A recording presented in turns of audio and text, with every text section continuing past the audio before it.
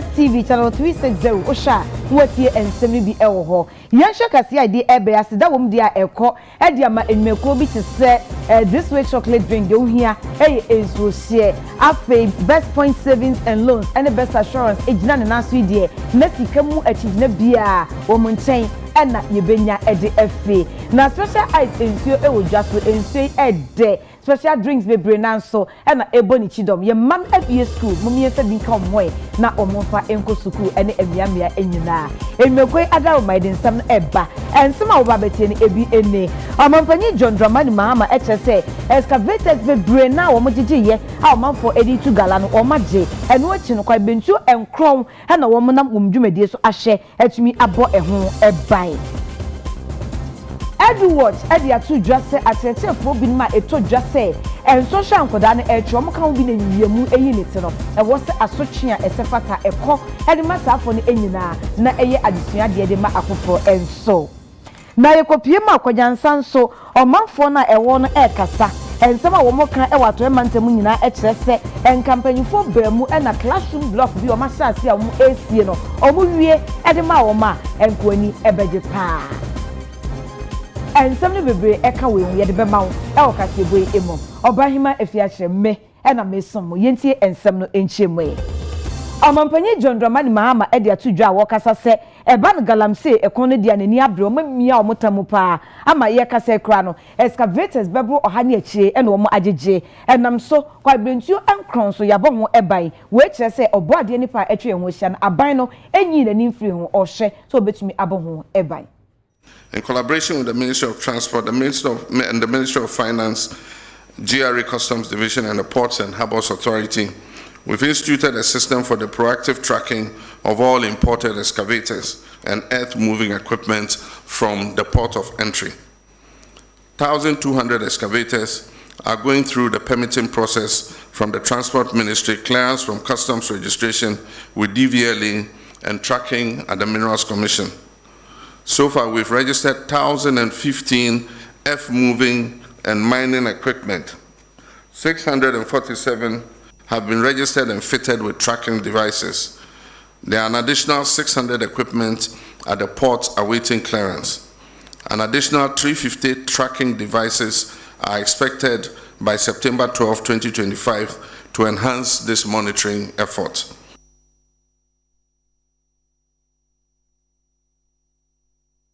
Na Galamsey kroya ehun semi no manfo ka se baby edu die ejinsem enka so mampanya de abetu dwase state of emergency putu pusha emremo Galamsey yentumi nso ano ne ade no so dabi se obeka se state of emergency na hu hia se putu pumrem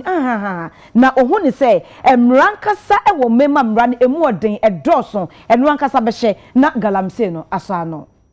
I've been reluctant to implement a state of emergency in the Galamsey fight because we've not exhausted the powers we even have without a state of emergency.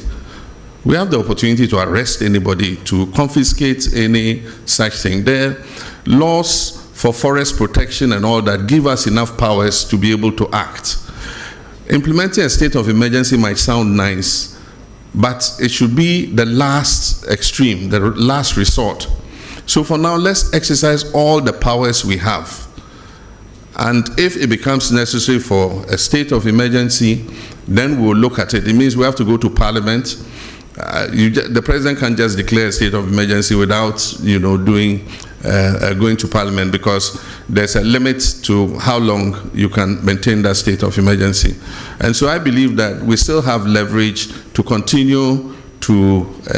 fight Galamsey without necessarily implementing a state of emergency. It means that we have to delineate the areas where the state of emergency is operational. And if you look at the area where Galamsey is taking place, it covers several districts of our country. And so we would do it if it becomes necessary. But for now, I think that we've given the security services enough powers to be able to deal with people who are found to be involved in Galamsey. Free SHS ya NPP abandada ehya asie and na omampanyi John Dramani Mahama say na ban e bae no wabɔ ho ban onka se wabɔ ho ban keke wo miem ama enhyehyɛ no emu apipa. The free SHS policy has not only been maintained, indeed it has been strengthened. We've made the highest budgetary allocation in the history of the policy as at now. A staggering 3.5 billion Ghana cedis has been dedicated to the free SHS. We understand that access without quality is inadequate, and that's why we're implementing the decentralization of feeding policy to allow the management of schools to make their own feeding arrangements to provide students with quality meals. Our commitment to foundational learning is equally strong. Basic education has received its highest budget allocation in almost a decade, reflecting our determination to rebuild the educational ladder from the ground up, with 564.6 million allocated so far for textbooks. We're addressing long-standing challenges in the system, particularly those caused by the reduced funding of the recent past. Sika afi aban etra edi aboa mapomuden nsem akoso no omampanyi John Dramani Mahama edi atudwa se wobekoso ade bi aka ho na aboa ama apomuden enhyehyɛ ene ɛho niema no akoyie ɛwɔ Ghana mai emo. Fellow countrymen and women, we've also turned our attention with equal urgency to the health and well-being of our people.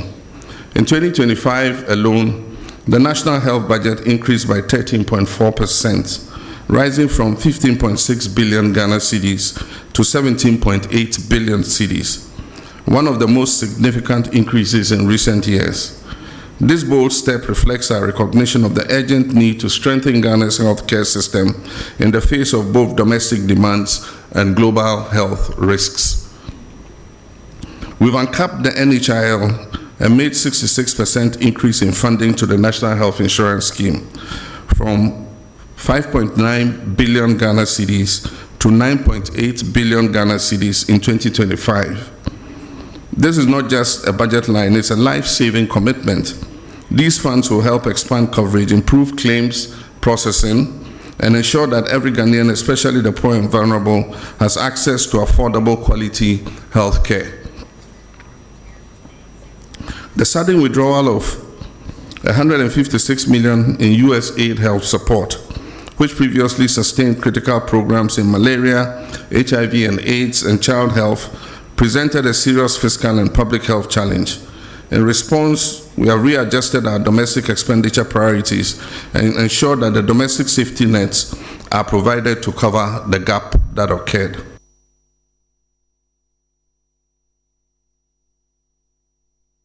Omampanyi John Dramani Mahama edi atudwa se enhyehyɛ bia Bank of Ghana omansi kakrabia batan edi egu akwan so ana wo mde dane amano ni sika eni ehu dwadie ensem eni no watwene nyina enti kakran sidi na ekɔ fom no se sidi no esan ejina ne nan so kakra eba. We recognize a very steep appreciation in the value of the city in response to the reforms that we were carrying out. And for those of you who listened to me, there was one occasion where I said, people were asking whether it will go below 10. And I said, it is dropping, but it will find its true value. It was undervalued at 16, and it probably is overvalued at 10. But somewhere between there, we have the real value of the city. And so I believe that it is about stopping rapid depreciation of the currency. Almost every currency would realize either depreciation or appreciation in the course of a year. But when you have steep depreciation of about, like we had in 2024, 25% depreciation in the currency in the first half of the year, it makes planning difficult. And so, yes, Bank of Ghana has been intervening in the forex market, but they've withdrawn. And what happened was that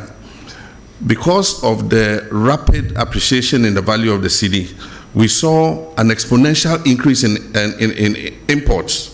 because then people could buy cheaper dollars and so they could import more, which is a natural economic phenomenon.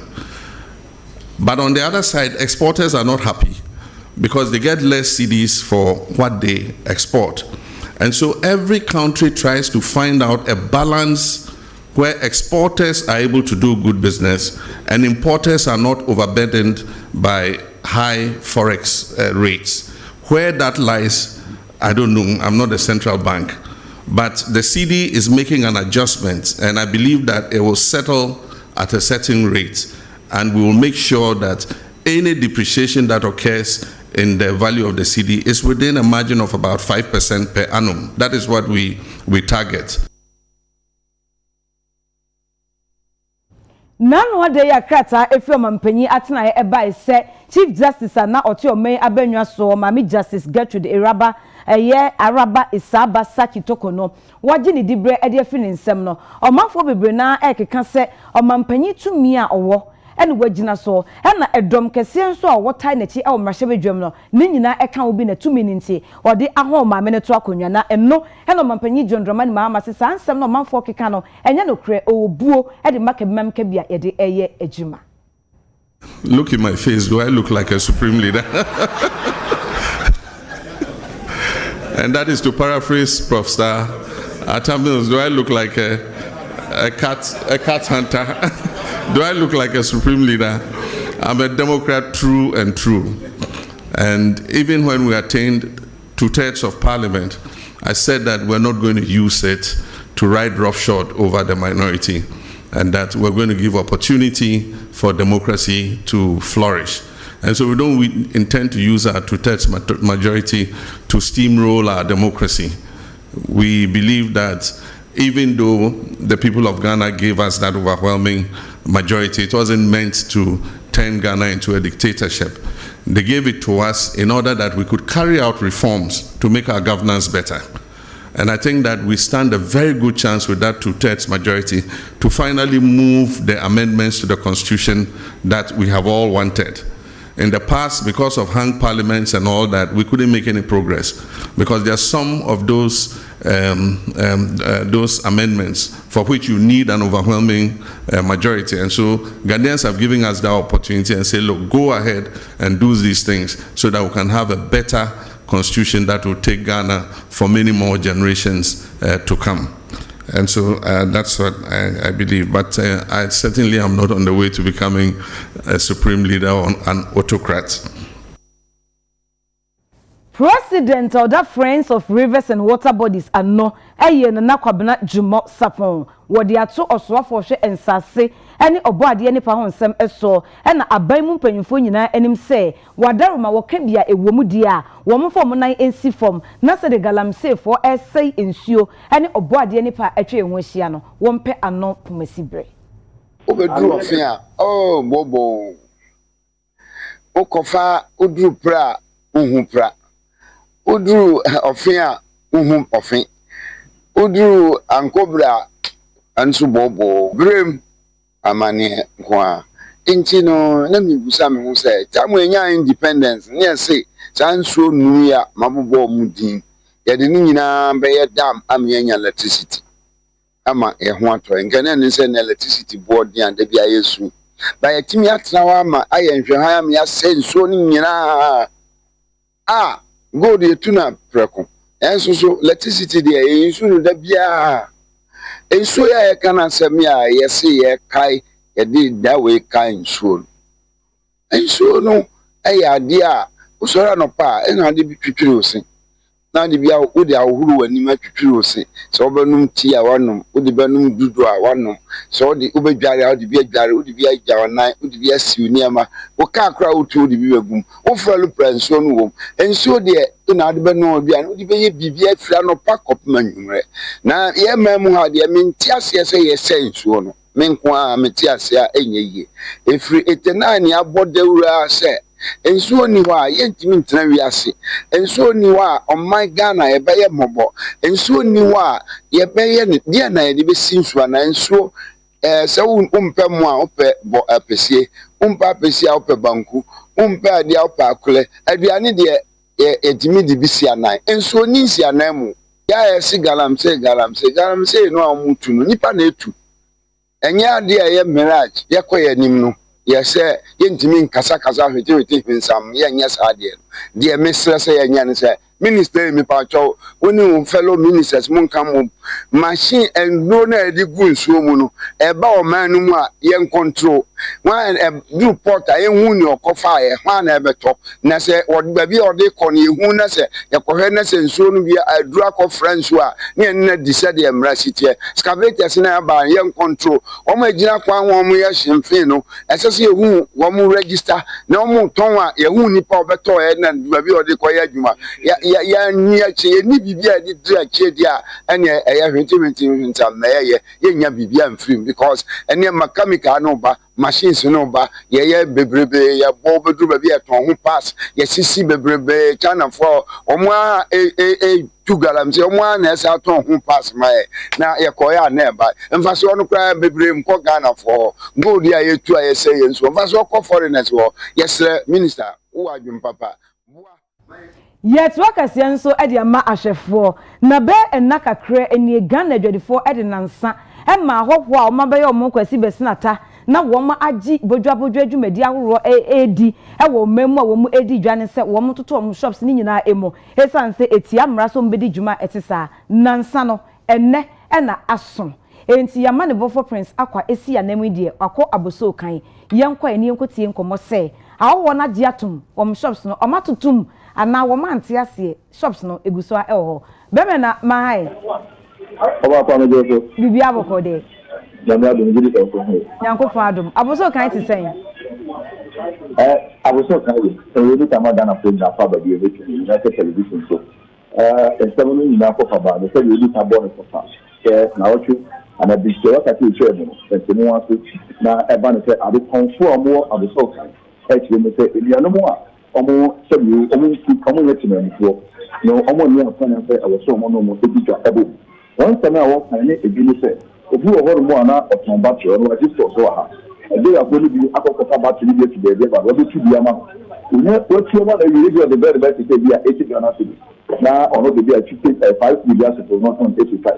na Nigeria no no de ba 80 cedi no no aso aso so 70 Ghana cedi e de na no so ni na eba de sana ni mo na wo de ma no o no register so e kwa se so na on fa so na ontua na store so ka ontua na di my foka ani ti no so mo ba se bi a mo ba so wa di tu di mo dia omo no be transfer ya di ma so di no na mo wo tu asa transfer bo bo dia ton de anya dia omo no be tu ya fa na so be ti anya mo kra na wa san se ni se ni ta ka ni kan no e na mo trade no so emra ni eme nti ko transfer so omo transfer so transfer ya no baba en ko die no omo say the 2 weeks na o chibi e dia kan ho e dia ma amount on say omo so no mo ntani ko transfer no mo ngena ho na omo hwe the 2 weeks na no so na mo betu akọ directive na mpani ko de ma wo no omo betu no want na say sa so na dia on so no mo na e bet na wa e kasubu na bi dia aye fi ye ba be say dia ta store bi go ya fit mo ana at Nigeria for stores ye ntutu no o ye jiro mo a omo area adwuma so the video of the flow hand me ye dey be na di mo hand me the before ye name I no man for so e ka ti ye chop ni ye jo wa den chire e da fa so mo so mo pe before directive we so dem ma wo mo on dem na Nigeria so obi tutu mo ana ye be na ka ka ye tutu mo sa te ni pe bia pe ni asa kan ni ti no mo se omo the directive baba na ti asa ka show mo ti amu tu ni mo a the say enjem for so fa so mo tu ni sa mo so na se ando baba en komo entry en ye pay dia and nya dia met na say yan hwa na dia ma wo won no mi se dia ba kasi ke nti oba so bi sa ni aboso kan o je da se e de se ke organizer no e de me mu a de ya ma fun e I know we let them say one year sabi we are there for entry en ye pay and then no say we went to another 2 direct to the person na won so company ko ne ba na o so to see and I but ya man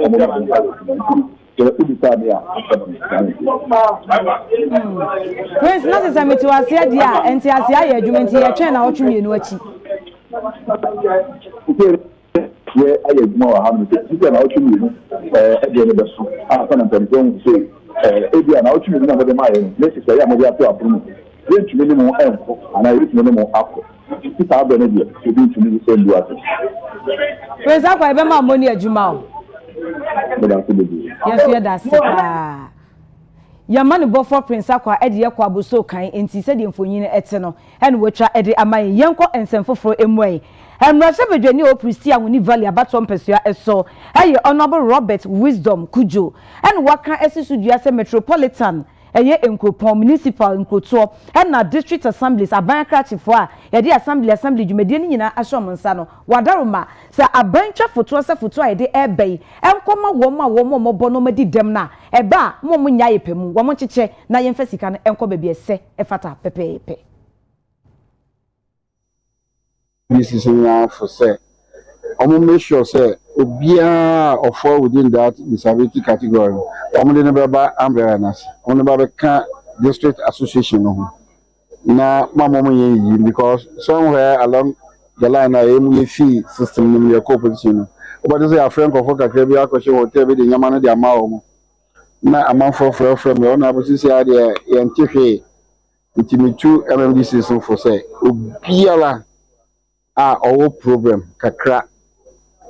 ye de ka association be no mo register mo na sika na eba no se omofa ni pa kakra be 13 na so a the next 2 quarters no mo offer another 30 people so no mo ye den omo serve mo man ko ye to say we no na ye party for the time bia no mo kwa na time bia ye den ye boa omo Yewra John Dramani Mahama e woni resetting agenda mo onja mo ho nti we instruct assembly bia na MC bia say mo chefa e wona manwuo mu a yesi ye de mamo no e se ye de sa de ne ye den e de mamo pepepe ma musu mu benye sika no me mma ye mfa nye nkwan ya mfa sika na amaw se papa ye nkwan obo stew ma ukuru ana o yere mesraw. This money is not a housekeeping money. Obi o request bia so dey train adwuma mu kakra.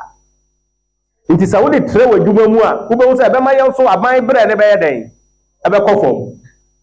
Nkontina kwan ho. Obu ho abomfia. Se sika ne ho a na adwendwene ba e na abomfia bu ne ye den. E ba.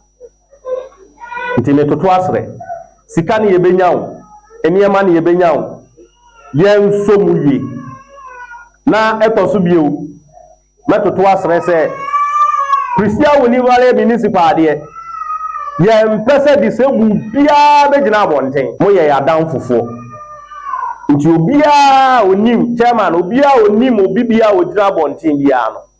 mo ma ye mfo mo mbra umbrella na se they should come and register yenuanu mumfo bi so ho no ma o cho letters no de be na car station o mo ntie ne da krome be ka teze me chi no do so mo no madwane eti se obi o wana so hu se sa nkofo ni bi se wo system ni ma mo so mo de a mo hwese mbe kam bi a kyer na o ma free system ni na ye ho atoyen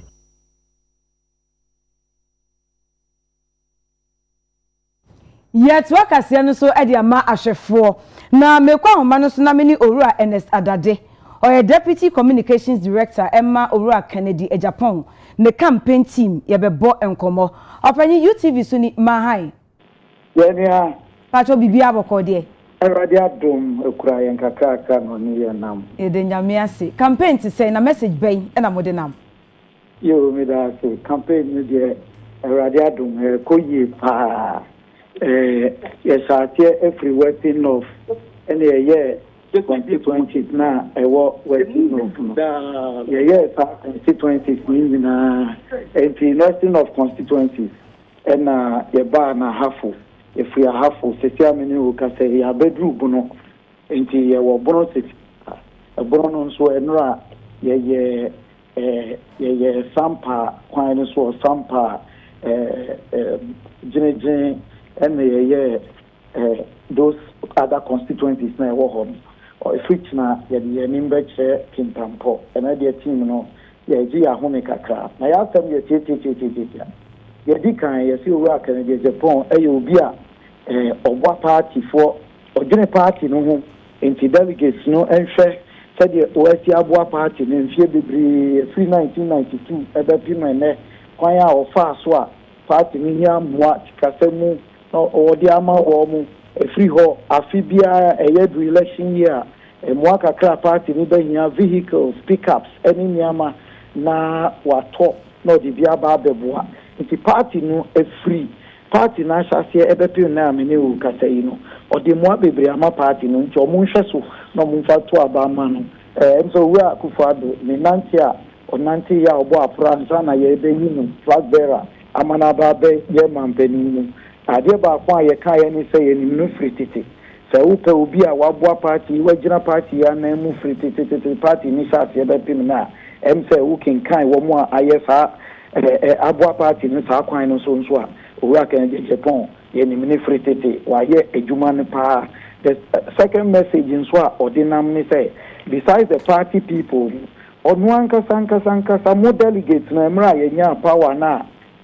na ye we fi mu no nipa de bia not ho no okun not TV so na okun delegates mun ko delegates no eyo no owura kanidi Japan na ye wa ban mu no okata bebre etia aban no mpo ema aban no party member iti party no emboa no. In fact the party no boa na enyo no nko se onu de ni bota ye adwuma nti onu ana ho odin sa nkra ho odin no odi ebie West Africa's biggest coal store e Tema odi ebie coal store na oye bia no wo mo wi aye ba be bia no se tia na ye the biggest in Africa obie ni steel factory anu wa ye adwuma bebre a odi employing comfort ni bota ni so be ma party fo no omo nso omo ye Ghana fo obebi enyuma ama omo aye bi na obehia omumu a na odi oman ni tu mi nso abie enyuma mu ama ye mrantie ni ye maba wa e wo Ghana ha unemployment eku wo no omo nyina enya adwuma he no ka adwuma ni wia na wa ka moa odi aboa Ghana mahia nkasa no ye nya party fo say o si $6 million and 80 bed capacity cardio center ewo 37 military hospital ono ani bottom anka obetimi asi ne private no de agisika kakra gudi bottom nanso oman no ho donti o si ne 37 military hospital e de ache oman Ghana na womo a omo yare a omo behia omo akoma ho adwuma no omo akoho na yaka akohwe wo ma ense de wo kolebu no e na eyesa adwuma no pa de o ti we no e befa nipa 80 beds at the same time. Now I can't when na ye ensempa African enum na eba o kan say to wa supporters no any echita from omoje ne sen omobodi ni so ye nim say delegates election there owura say John awanya ni ba bi ko oboye koko say fear delegates the nim say ye fear delegates won adwuma nanso ono no enya promises not na me ba meye o kire o de o gina hosisi ankura se Kennedy Japan o de wa ye dada e mo de aboa party ni dada e mo de aboa delegates dada e mo de aboa oman ni dada na ansana wa sre o se mo fa oman ni tumi nta na chi na de onimu ye pa se businessman no oberura ni Ghana se businessman amaye in fact o man fa to ho o ma Benin no politicians are ruler technocrats are ruler to say Ghana higher but they say omwanya businessman no or the no yam fat woman on a businessman buy Benin for car omudi IMF any World Bank in Yamano papa no etua ni na ewi owura kumi yabeda wase yembre ni ti yemfa ensi a eche bibia ni a yebeba wakati ebio owura adade Deputy Communications Officer Emma Kennedy Japan ne campaign team ehon komo kakra na ye boye yanko ensemfofo emoem aguna West abaton pesua ewon fifi mantam emo eho na meje na amade bono se NPP delegates bebo ahanan esi wo de omachita ni nyina Emma Dr. Brian Echampon se ono na ombeto aba ma no Prime Minister edi wanim no emo as a year candidate yemo ayesiem wa hei ye doso pa nanso na no pay afefre ye ho dudu a ye nya won emponi na woni na wo ye delegates a what aba wo Aguna West constituency kakra bi na wo ye volunteer groups a wo yi adwuma wo de bo a party no nti abre na wo behu MPP colors no we ni waje nti no pay ye to nsa frɛ ho no Zayere the year Canada, ye hear Obia, Obotum Waka party no album. Na Obi Obotum Waka party no album, ene hiane papa Brian Achampo. Turn day. Yamu the ye nim. Na ye the hiane support na ye de my papa Brian Achampo. O Sunday 2023 ye juma ye de ma impenifu bi. Na hwane kasa na hwane nziye no enu bebre na emama opponent, that is NDC, wojina da mensam no na wade attack party no enam da minti ya atwenye no ho ye ze fidam fo no ho nti emu aye hyem wa ha mu nyina de na ye ka ne de afi ye nto ya ba nko bebiara wo abuna wete ha de ye to ya ba ye de ama Dr. Brian Achampo ye hyem wa ha de nya ye we na ye delegate fo ye tro ye support ye de ama Dr. Brian Achampo ni saint ni de ye hu de egwa kase ya atwei ono so osefata de odibia oyeye nde papa no oya asomdwe hene ye won gidi ne ndaso se obedi ye nima MP party no ebe fa ne tampe fra ze ishuma aspirants awoko no ba ishuma brand no obia odema asem bia eni ho nti efi se ono no nye coordination ne yidwoma na owina ne ton wo na election no enye de Alright, opoku mensa eye kasamafo emma Dr. Educhum ne campaign team. Opanyi mensa UTV suni mahai. Dama yao. Ebusia for ye hwene akeka homa na bomsi ensa eka opanyi ya opoku mensa. Ono eye kasamafo emma Dr. ya Educhum ne campaign team na. Ye ne bebon komoni ahwe se campaign te sei enema ededa na kwam ana. Opanyi mensa mahao. Bema yao. Hello. Ebusia for mensa enyanka opanyi ya opoku mensa nti. Abanyi mensa mahai. Mejusu ebru. Ya ona bibi abokode. Nyame adaro ma mejidi so ho ye. Nyankopon adome ho ye pa. Dr. Educhum le campaign e kwasai. Nyame adaro ma bibi e ko adachi ni posokra. Nyame adaro ma empanyifo a ye ni omutu apro ni nyina ya no apoa. Menra nyame adaro ma ihia fa adwene ene se de ye bese ne regions na ye bekọ apro no enkita hodi ebedie baabi a wose ye fa ene amamre ne amane kwan so ne ma wose yi nyina se de amamre che no ye ni nyina agupono so a ya tase ni nyina se ne be ya ye do forma de bruni be friend community entry ya de hiaye na ye timene mpanyifo adi nkomo na ya tutu bibia na bibia akoboko se di hwehwe no nti ubusha me a efomboko adwuma no so no en Kenya bem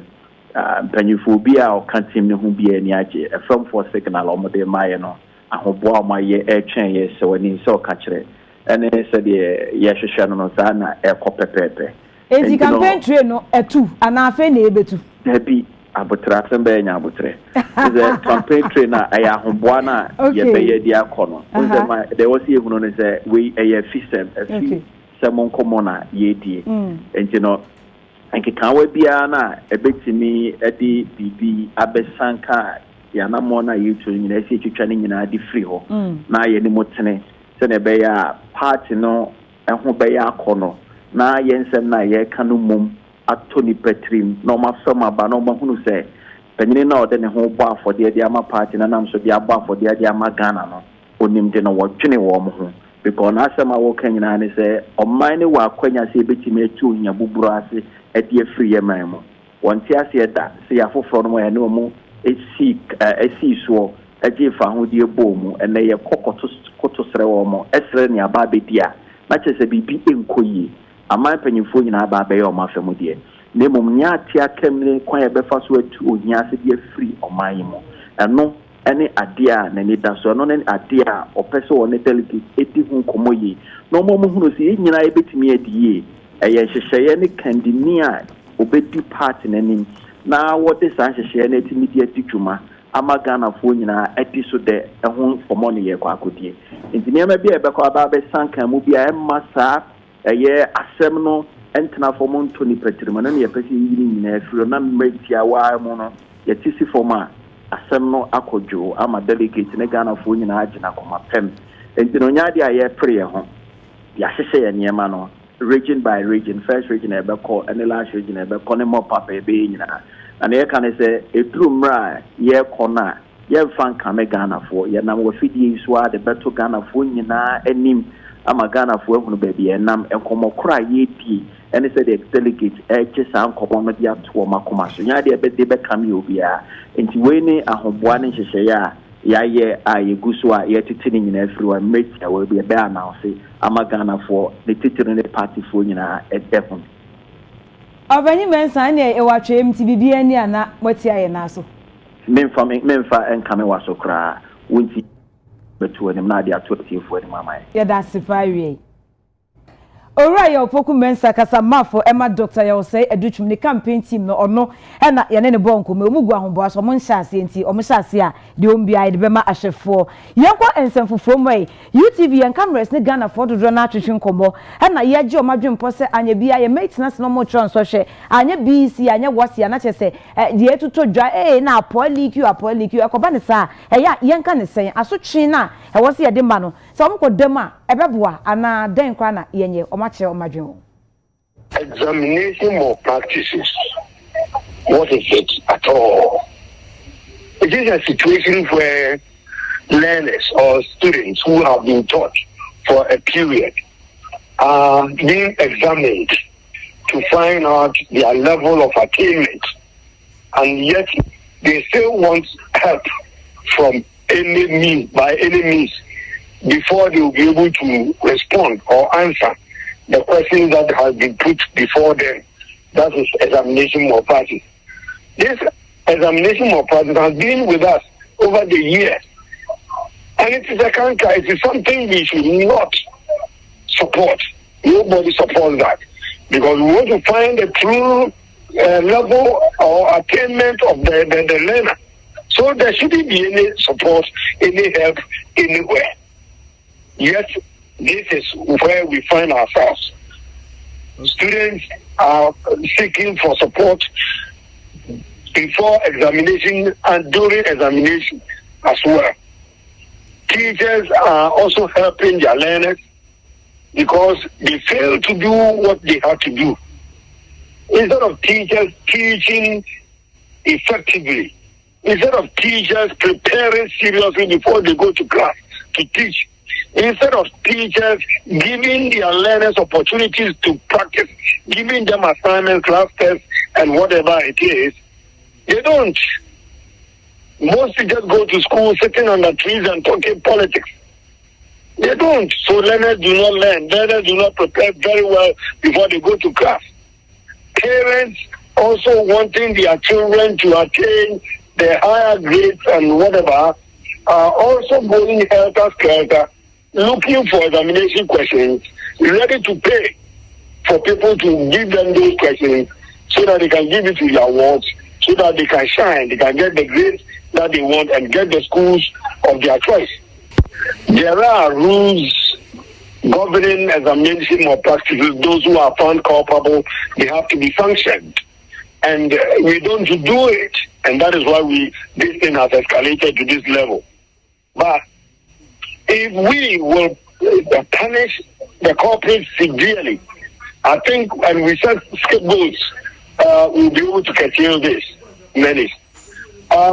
What we have to do now is to dismiss all teachers who are found in this soup. All teachers who are helping their children to pass when they are caught, they should be dismissed from the profession. They should also be imprisoned. All those who are found culpable should be imprisoned for a period. And then they also lose their job. WAEC has interest in the exam they are conducting. Yet, this is where they find themselves. Yaka erefo se yenkasia edidi so emono yebebo ya homodeni ne kasamafo emma Dr. Alhaji Mamudu Baumia engineer Kwabneje Japan ena Dr. Brian Echampon ebetwetwe enkomani ahye wo so campaign se de eko ene hihye mapa wode agu akwan so ewo yenkasia edidi so no emo kasie o hye e United Television eso ye worship house Abeka Junction enkran ye ntwan ye ba bongo difara agropamaso ensem.